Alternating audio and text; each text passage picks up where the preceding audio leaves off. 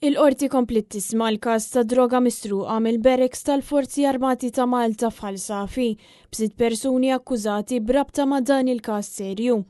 Waqt seduta preseduta mill-maġistrati Lejn Rizzott, 2 mill-akkużati, Cliven Paċu Krista Gawċi, argumentaw li m'hemmx biżżejjed provi biex imorru għal-ġuri, filwaqt li l-avukati ta' 3 mill-akkużati l-oħra, fosthom Xon Attard, Carlos Paċ u Josef Essej, ma kkontestawx id-deċiżjoni tal-qorti li teżisti prova fil-konfront tagħhom. Il-prosekuzzjoni qalet li Paċu Gawċi kienu preżenti fl-inħawi waqt il-ħin tas-serq u li filmati ta' CCTV u lokalizzazzjoni tad-dejta tal-mobile ikkonfermaw il-preżenza tagħhom f'karozza li kienet qed takkumpanja l-vettura involuta fis-serqa.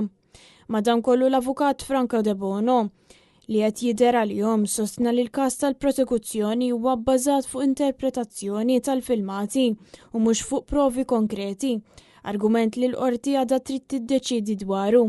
Fl-ewwel seduta l-qorti semat kif id-droga kienet qed tinżamm mill-AFM fuq talba tal-Aġenzija s-Servizzi tal-Qorti wara qabda fil-Port Ħieles f'Ġunju li għadda.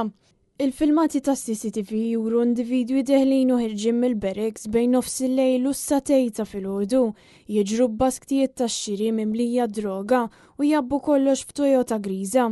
Jidher ukoll kif żewġ persuni nħbew wara siġra qabel daħlu fil-kontejner minn fetħa maqtuwa fiċ-ċint.